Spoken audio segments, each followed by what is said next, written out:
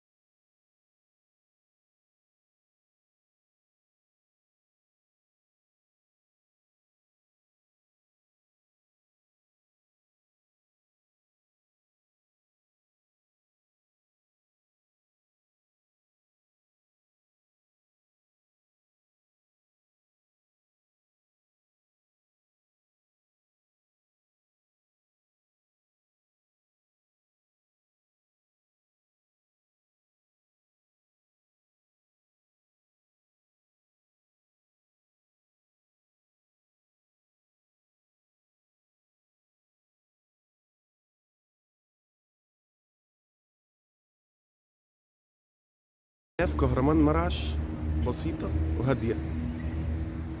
أنا جيت هنا من سنة، وأول ما جيت كنت مخنوق، حاسس إن هي مدينة صغيرة ومفيهاش حاجة تتعمل. بس بعد كده قررت إن أنا أعيش هنا بسبب الهدوء والجمال والطبيعة والنظافة والرخص في نفس الوقت. كل حاجة هنا موجودة، تقدر تعيش عادي، بس ما فيهاش ضوضاء العاصمة، ما فيش زحمة العاصمة، وما فيهاش مصاريف كتير. وزي ما انتم شايفين كده، دي القلعة. ممكن تطلع تقعد تشرب الشاي، تفطر، تلعب مع عيلتك في الهدوء والروقان.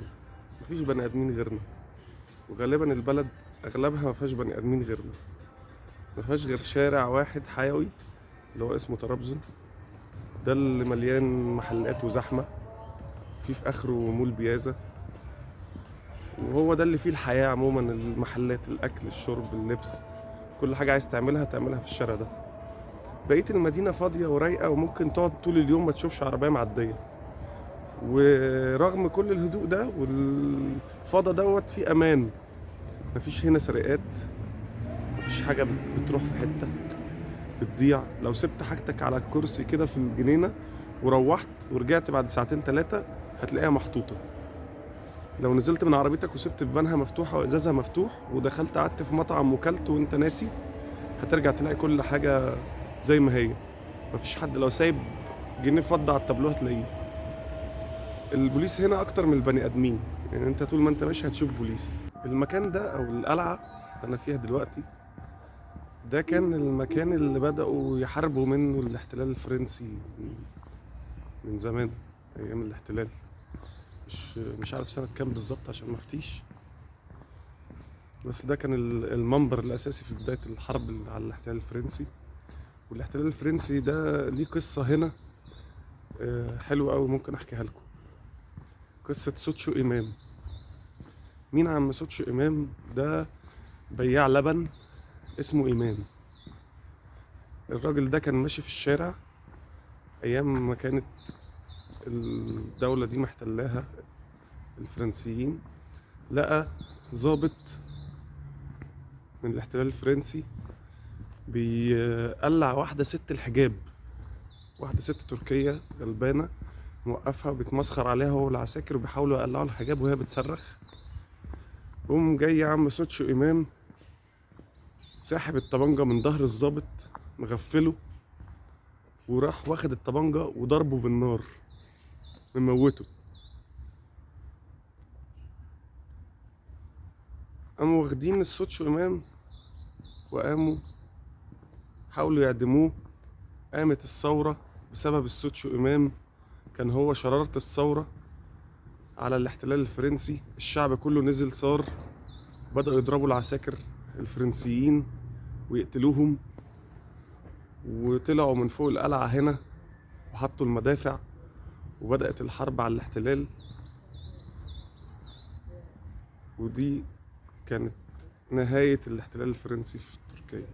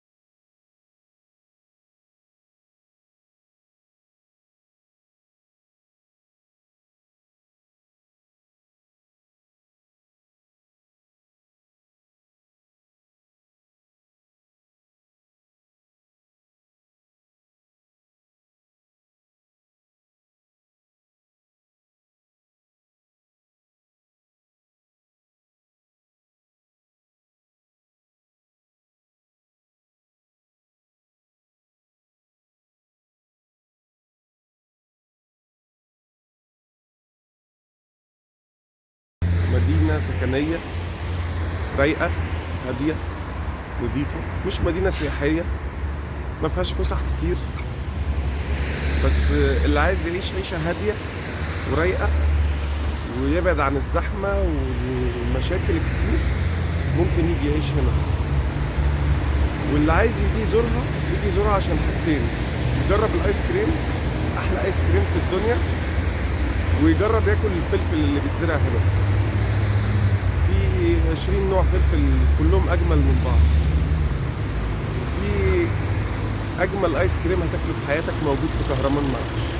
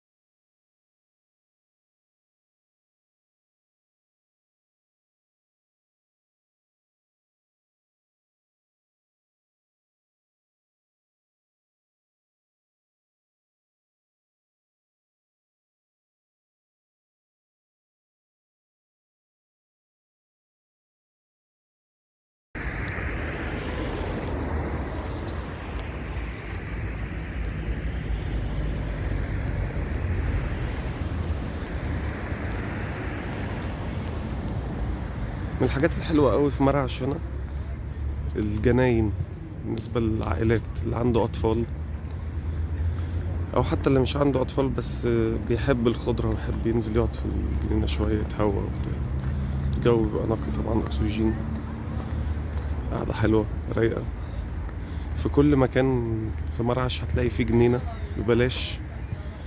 في حاجات زي كده شكلها مودرن، وفي حاجات شكلها شبه الغابة وفيها أشجار قديمة كتير وكل جنينة فيها كذا مكان للعب الأطفال. الجبال والتلج حاجة عادية إن أنت تشوفها طول السنة.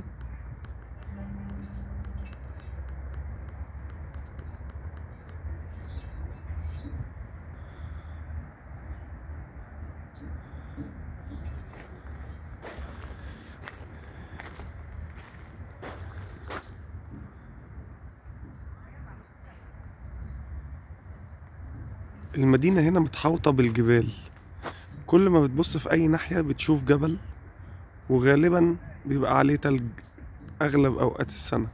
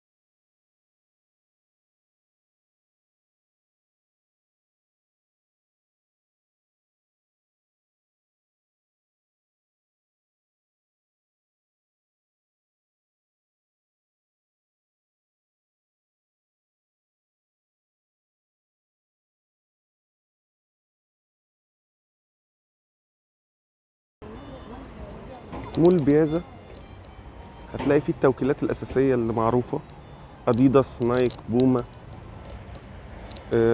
شوية حاجات، محلات بتبيع الكات، جزم الكات، الماركات المشهورة اللي احنا عارفينها. مفيهوش كل حاجة، مفيهوش كل الماركات، مول وحيد وصغير بس بيقضي الغرض. مطعم أكدو ده من أحلى المطاعم ممكن تاكل فيها في مرعش. في تنوع شوية في الأكل، مش كل الأكل فيه شاورما ومشاوي، هتلاقي عنده أكل مكرونات وحاجات إيطاليان شوية وحاجات أمريكان شوية.